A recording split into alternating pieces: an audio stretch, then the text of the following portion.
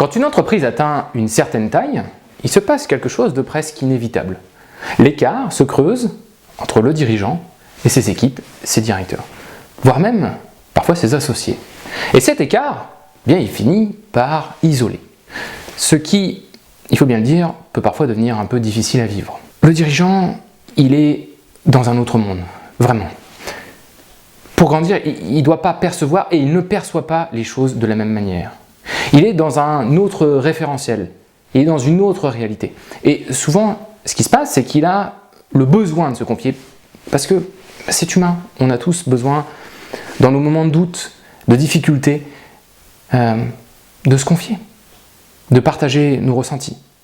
Sauf que parfois, il fait assez subordonné. Et c'est là que ça peut déraper. Je me souviens d'un dirigeant que j'accompagnais, une entreprise industrielle, plusieurs dizaines de millions de chiffres d'affaires. En l'occurrence, j'étais en CDD chez eux, donc j'avais une position à la fois un peu externe et interne. Mais on avait bien accroché. Et un jour, je me retrouve chez lui pour bosser sur un sujet, en l'occurrence lui présenter ce que j'avais commencé à travailler sur la mission qu'il m'avait confiée.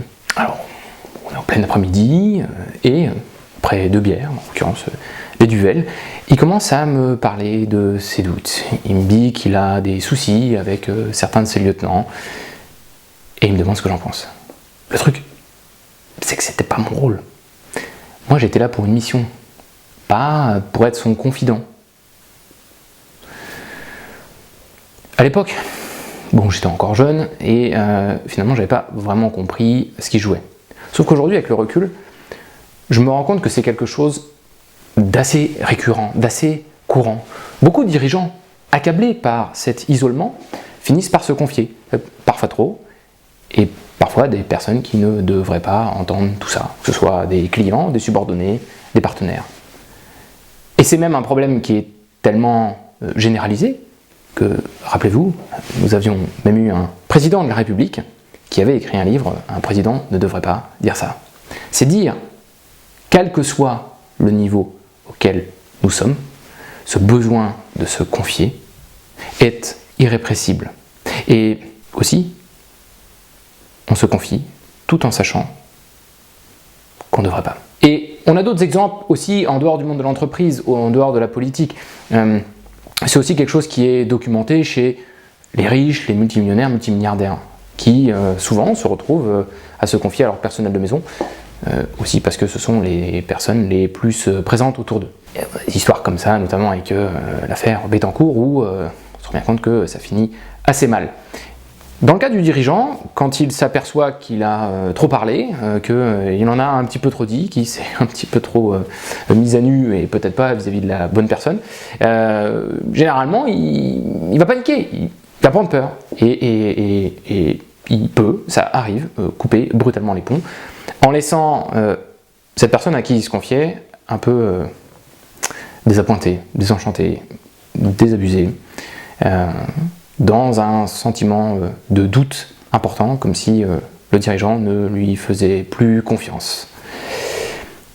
Et derrière cette réaction, finalement, le dirigeant ne va faire que renforcer l'isolement qui l'étouffait déjà, va faussement assimiler en surapprentissage qu'il n'aurait pas dû se confier et qu'il ne doit pas se confier. Il finit par tout garder pour lui, jusqu'à peut-être exploser. Alors, pourtant, cet isolement, aussi difficile soit-il, est en fait nécessaire. Quand on est à la tête d'une boîte qui fait plus de 100 millions d'euros de chiffre d'affaires, il faut impérativement se détacher du quotidien. D'ailleurs, si on ne le fait pas, il y a fort à parier qu'on n'arrive pas jusqu'à ce niveau. Se détacher de l'opérationnel, parce que sinon, on tue son intuition. Si on est toujours pris dans les problèmes du quotidien, et dans les petits détails opérationnels, il n'y a plus l'espace mental pour écouter cette petite voix intérieure. On ne laisse plus la place pour réfléchir à la stratégie, pour penser à la vision et à long terme. Il faut du temps, de l'espace. Et cette petite voix, eh bien, elle a besoin de calme, de sortir du réel pour commencer à se faire entendre. Sauf que si on est noyé dans les problèmes du quotidien, ce qu'on finit surtout par entendre, c'est ce que tout le monde n'arrête pas de nous dire autour de nous. Non, mais c'est pas possible, on peut pas faire mieux.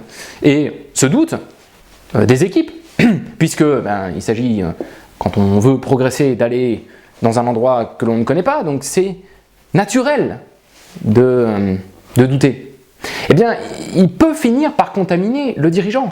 Et quand le dirigeant commence à douter, là, ça devient vraiment dangereux. Si le dirigeant il doute de 20%, le COMEX va douter de 40%.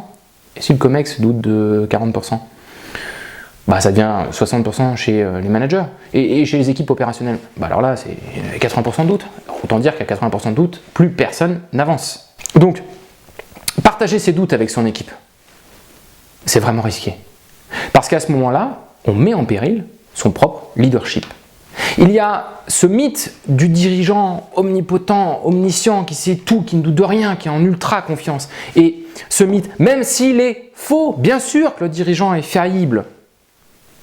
Cette image, elle est nécessaire. Cette espèce de héros surnaturel est nécessaire pour les équipes. Parce que bien évidemment que le dirigeant y doute, comme tout le monde. Mais il ne doit pas partager ce doute avec ses équipes. Et vous savez quoi? Finalement, ne pas partager les doutes avec son équipe, c'est la meilleure chose qu'un dirigeant puisse faire pour eux. Les protéger de ses propres doutes. C'est le plus beau cadeau qu'il puisse faire. Si vous voulez poursuivre cette réflexion, je vous invite à consulter la vidéo qu'on a fait sur l'exemplarité, qui peut, quand elle est mal faite, et souvent elle est mal comprise, finalement tuer l'innovation dans une société. Ça se passe ici.